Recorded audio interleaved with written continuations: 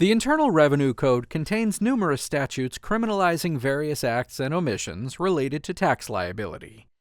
For white-collar crime purposes, the most important tax offenses are tax evasion, failure to file income tax returns, and filing false returns. One unique aspect of federal tax prosecutions is that the Supreme Court has imposed strict intent requirements in tax crime cases.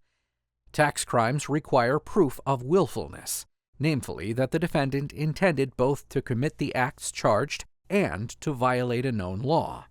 In Cheek v. United States, the court explained that tax offenses are subject to this unusual burden because of the tax code's complexity, which makes it hard for ordinary taxpayers to understand their obligations.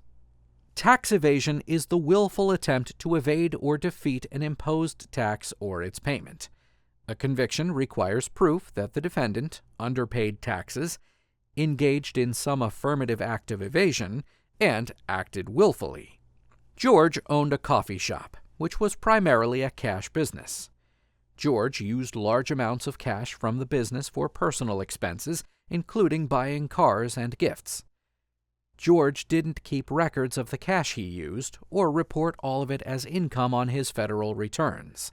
Because of this underreporting, George paid less tax than he should have.